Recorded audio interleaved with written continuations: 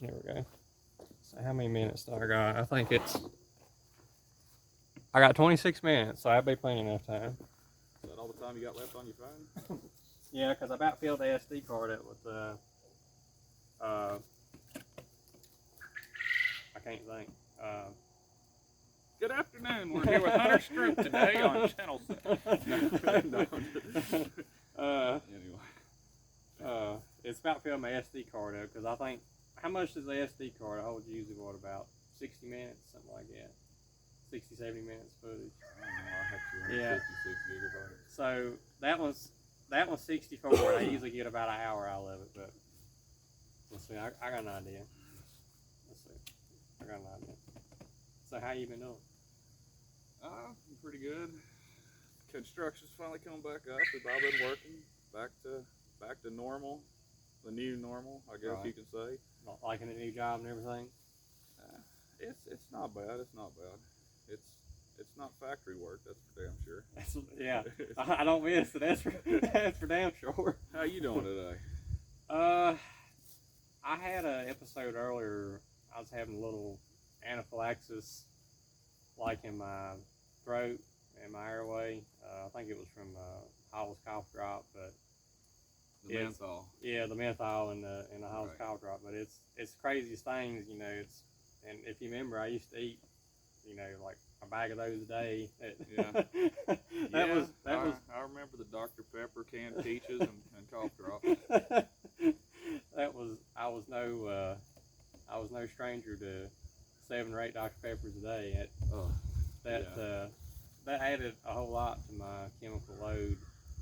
I'm sure it helped progress my conditions, you know. I guess, because they say sugar is an inflammatory. Right. And they say one of the biggest precursors to multiple chemical sensitivity is anything that's got inflammatory, like wheat, sugar, which natural sugar is sometimes okay, but with MCAS, it's kind of a hit and miss. I know MCAS friends that can, you know, they can't eat sugar, and I know some MCAS friends that can't eat sugar. Right. So it's kind of it's not really a fine line, is what I would say. I'm sure the sugars and the processed foods getting in your kidneys and liver and all that's keeping it from processing the chemicals correctly as well. Mm-hmm. What it does, it affects your adrenal glands, and it affects your cortisol production in your liver. Right. And like with me, I need more prednisone, because what prednisone does is it stops the inflammatory reaction or inflammatory response from cortisol in your liver. Right. So what the prednisone does is it stops those binders, and you don't make as much cortisol, so I'm not as reactive to things in my environment. So that's kind of why my body's reliant on the prednisone. But it's a complicated mess, but it's no really easy answer for it, my friend. But this is Kelly. We've been friends for about 6 years now. About 6 years.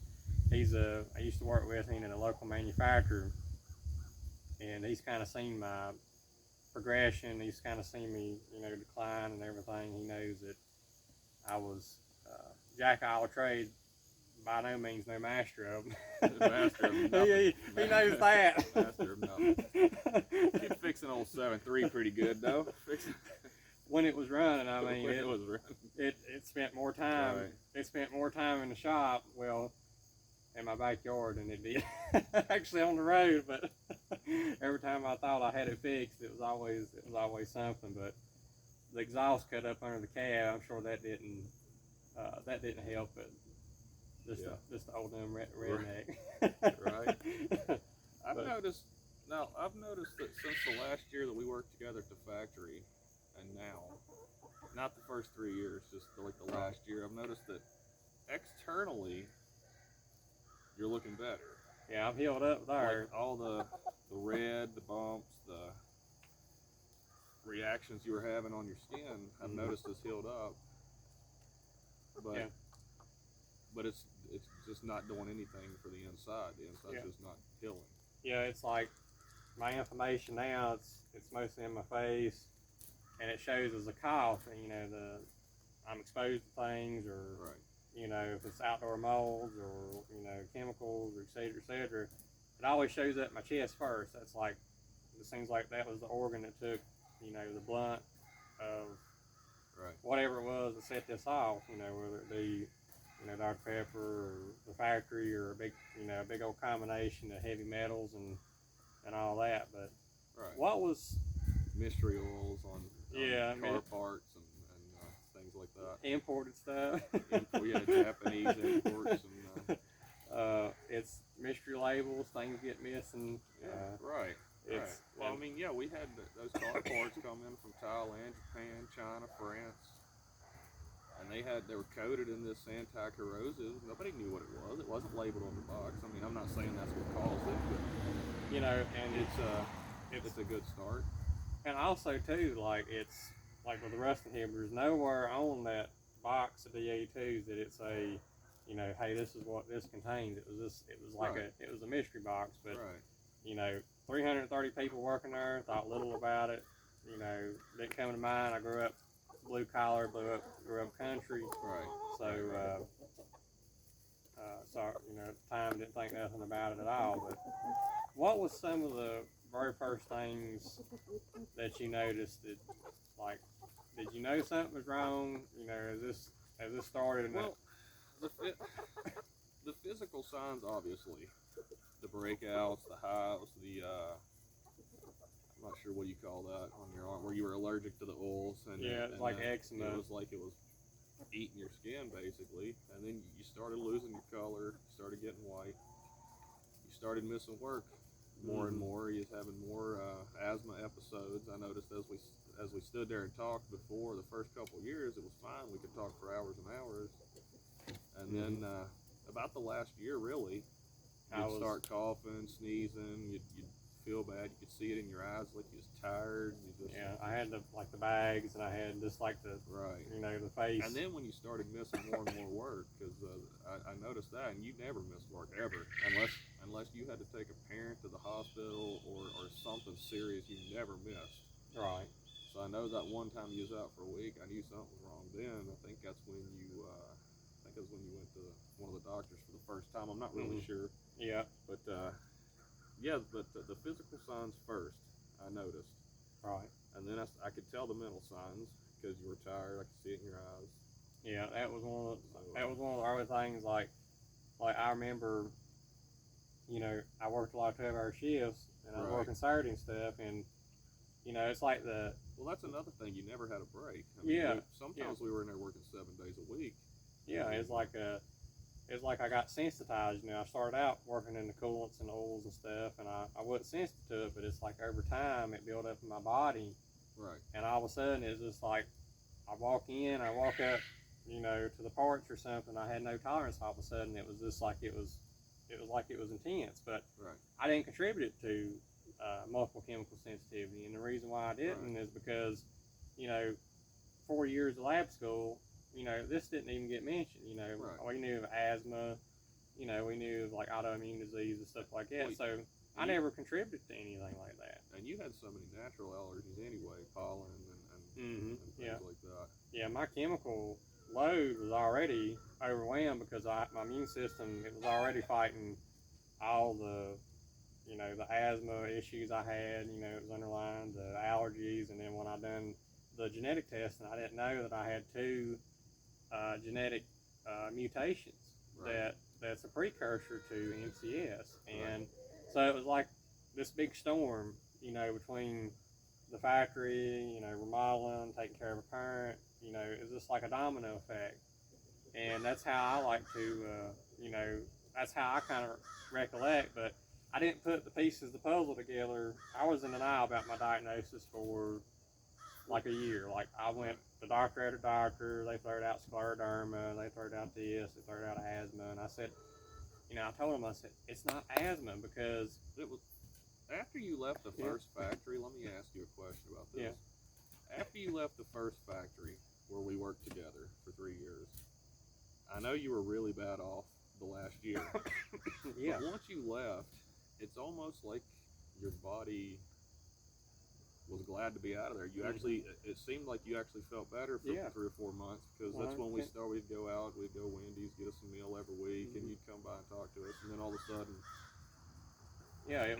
all of a sudden it's like it built back up in there, and you took a quick turn for the worse. But I asked Dr. Matos about that. He said, where I have genetic predisposal, like detox impurities, right, or I forgot how it's worded, but I'm predisposed to not detox correctly as a regular person. right. So what he said the precursor is the reason it didn't hit you 2 months later is because those contaminants, what happens is, like, my lungs took the blunt. Right. Those contaminants are sitting in my lungs, but my body's not flushing it out correctly. So it's there, and good chicken. Good chicken.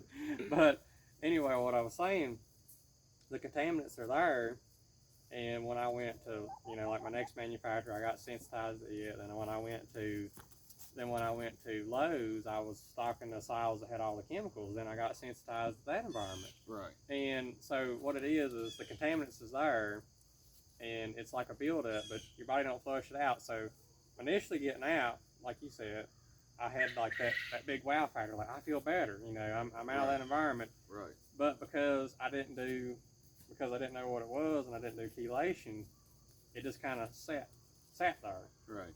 And when it sits there, the precursor, how this evolved is, as I was being exposed to new things, the environmental barrel fills up, and in that barrel, it sets it off. It's like your body hits a limit to where it can't tolerate anything in the environment no more. You got the mycotoxins, you got the molds that also put off VOCs, and it was like bam. Overnight, I had MCS and MCAS, and like, did you notice any cognitive changes? Like I noticed I get tongue tied a lot. Like when I try to get a thought out, I'm trying to put something together. Yeah, as you message me, I've noticed. Actually, I have. There's a few more misspellings. There's a little bit more rambling, not in a bad way. Yeah. Like you'll repeat yourself now instead of telling me and thinking, I got what you're saying. You'll repeat it in another way. Yeah, it's like memory. It's like when I'm trying to get out, it doesn't come out the way that I want it to come out. But not only you noticed it, but other people who's noticed this. But well, as we're talking, I've noticed. Stupid chickens. As we're talking, I've actually noticed that it actually does kind of sound like it's a little more difficult for you to find your words sometimes. Mm-hmm. Like it's. I mean, not all the time. It's sometimes, but I've noticed that sometimes. Most people just say it. Yeah. They don't think about it. Yeah, they don't think about it. Yeah. Yeah, most people just say it. They don't have to think about it first, and sometimes you'll have a specific word. That I'm looking for, but I can't. I'm digging for it, and I look like a dummy when I'm digging for it. Well, you don't look like a dummy. I mean, I would say that if I didn't know you before, but I've been talking to you for several years now. So. It's. I'm not an old hunter. Like, I used to go into a project. You're not the same hunt master. Yeah, it's like I used to call him the hunt master Stroop, by the way. And now he's like the hunt sleeper, I guess. I used to go into a project like I used to go into a project thinking, bam, bam, bam. This is what I need to get. Go in the store, go to Lowe's. I'm gonna get this, that.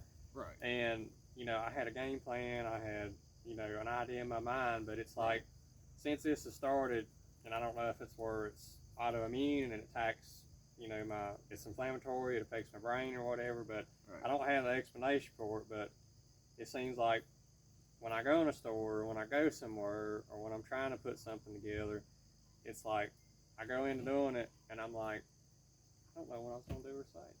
It's. I mean, a lot's changed and a lot stayed the same. Like, once we left the factory, we would meet at Wendy's about every week, Right. and now it's maybe every 3 weeks. We'll still meet, we'll still talk, we'll still be there for an hour or two. Absolutely. But you don't eat now. Yeah. But you won't eat or drink now, other than the water and everything. Yeah, I mean, but I mean, some things have changed, some things have stayed the same. I mean, yeah, absolutely. You know, it's that's the difficult part is, you know, your body adapts, but you only adapt to a certain point. And I always use that analogy. Is like, you know, it's kind of like, you know, if you go to a handicapped person, you tell them, you know, say, hey, you adapt, you know, to being in a wheelchair. You're gonna get over, you know, some aspect mentally, but you know, you're gonna have sores and stuff, and that's what I tell people. It's only to an extent. Yeah, you adapt, but in a 3-year time period, you went from a home, a truck, a car, a good job. Mm-hmm. You downsized to a camper. You tried to live with your grandma. Now you're staying in your car. I mean, yeah, you can adapt, but that's pretty daggone rough right there. I mean, you went from having everything on top of the world, savings accounts and everything, down to I live in my car. Yeah, happy-go-lucky. Because if I walk in the door, it gets in your lungs. You can't do nothing, and that's a terrible thing. I mean. Yeah, I was happy-go-lucky. You know, if I got hurt, it didn't matter like what it was that day. I was always laughing, cutting up, carrying on. But now it's just like, and it's like you said, you got some really great points there. You was gonna say? It's rough. A lot of people don't understand. I mean, nobody really, unless you're homeless, nobody understands what it's like to be homeless. Exactly. But you going from a house, a nice car, nice truck, down to living in your car, it's just. Yeah, I had to walk away. That's a huge adaptation in 3 years. I mean, it's just, it hits you. When it hit you hard, very hard. Yeah, it's like, you know, I went from a mobile home that I bought, and I just put. And I can tell it when I talk to you. Yeah, like $17,000 in it, you know, and then overnight, you know, I can't stay here no more. You know, my body won't do it, and that was a hard realization, is to go from, you know, the luxuries of, you know, having a $1,500 mattress and just being able to get in a mattress and be able to sleep. But now, you know, I'm going from that to I react to basically all new mattresses. I can't have anything used because it's contaminated in some way, shape, or form with something. Right. And so I'm going from that to that, and that's the hard realization is the next thing, or I guess the next part of this journey or process is, you know, speaking as friends and stuff, is I want to do the chelation, and I want to hopefully detox this out to where my body's not attacking itself, and that way when I am exposed to things, you know, I'm not going in this hypersensitive, reactive state of misery, and it's because it leads to the pneumonia and all that stuff. But you know, I have some friends, you know, they've had some experience with the chelation. Well, I've been worried about you a little bit during this COVID thing, because I know that you're very immune compromised. I mean, I know you wear the mask and everything, but you know, I mean, unless you take the specific time to clean every single thing you buy everywhere you go, I mean, exactly. I've worried a lot about you during this COVID because of the situation you're in. See, if I even buy new shirts, you know, it's if the factories got mold that it come from or anything, you know, just that in itself, you know, I don't never know what I'm going to buy or bring into my living environment that's going to contaminate it, and that's the thing is. Yeah, and once it's in the air, you can't get it out. Yeah. Especially if you have like carpet or fabric, furniture, and things like that. Yeah, once it's there, it's there. Exactly. You know, it's you know, Kelly's known me for, you know, we've known each other almost, I'd say, 6 years, and the thing about it is my work ethic and my persona. You know, I always said, you know, I could always work myself, you know, out of a situation, you know, but now it's just not, you know, it's just not there, and it's. I mean, I can see it in your eyes. I can hear it in your voice when I'm talking to you over the last several. I know it's taking its toll, and that's making it even worse. Mm-hmm. And then because once you get stressed, a little bit of depression setting in. I mean, it takes another toll on your body that's going to twofold this or tenfold this even. Yeah, it's a domino effect because you're getting that bad mindset, and your chakras, you know, they start acting negatively on herself. And also, not only that, but it's been proven, just being in a bad mindset or depression, Right. that's gonna make any chronic illness worse. And that's the kind of the domino effect with MCS is Right. people go into it, they fight it like fire, and they don't get anywhere after 2, 3, 4 years, 5 years, 10 years, Right. whatever. And eventually, it really starts, affecting them psychologically, mentally, and that's a lot of the MCS people I talk to. Right. When they don't make sense or they sound psychological, that's always the question that comes to mind is when the doctors see them, they're so bad. The question that comes to mind is, did the psychological issue start first and the MCS followed from the psychological issues, or did they have MCS so long that they started having psychological issues? With me, I was happy, healthy, ready to go. I seen the physical signs first. I mean, the days we went fishing, we went doing all this. I mean, I seen the physical signs before I heard the mental signs, the psychological. So, Right, right. Yeah, that's kind of how I remember it too. Is because I didn't know what MCS was. My doctor, Dr. Ragazzi, he'd actually walked in the room and he said, Hunter, I know what you have. It's multiple chemical sensitivity. I said, one. And that is this the same thing when we say in this? Because I've heard this also referred to as Gulf War syndrome. Is this the same thing? It has a lot of similarities. With Gulf War syndrome, when they studied it in the 90s, it came from soldiers who had been exposed to high levels of like uranium, high levels of smoke from the oil fires. It was set off from various things, but Right. it had vague descriptions. Okay. The government recognizes MCS, but the thing about it is when it comes to like injury and stuff like that from work and things like that, they tend not to recognize it as much. But the thing with Gulf War syndrome, they develop weird allergies to everyday things, man-made materials, etc., outdoors. Right. It intensified their allergies, like what happened with your allergies intensified. Right. You got sensitized. Right. So when they done the studies, they said this is not an IgE allergy. They found no IgE precursors to the blood work that they done with mast cell activation syndrome, multiple chemical sensitivity. Right. So how it got its name with Gulf War syndrome is when they done the test, they found the mast levels was higher, and the IgE allergies or IgE precursors was normal. Right. So that's how it got its name, mast cell activation syndrome, which is also linked to the chemical sensitivity. Some people just call it MCS, but that's kind of how it started. So they didn't know what it was, so it's got its label Gulf War syndrome because a lot of the knowledge for mast cell activation syndrome and MCS come from the soldiers. But it's not the same. It's a whole different thing. It's just because it's recognized now. It has an official name. It's MCS. Exactly. It's kind of like it's this mystery condition. It's kind of like when asbestos come about, etc. Right. They call it like this. And have they ever found out how you got such a high uranium level in your test? I mean, I'm not exactly sure. I don't know if that was something that was used as a factor, if it was in a rust inhibitor, but it's not clear cut. I know that the acid baths or the plating was zinc, and I know that the rust inhibitor it was not labeled. Right. So I'm not sure if that was because that was my biggest irritant was the stuff off of D82. And that wasn't something that I was ever around. I mean, exactly. Yeah.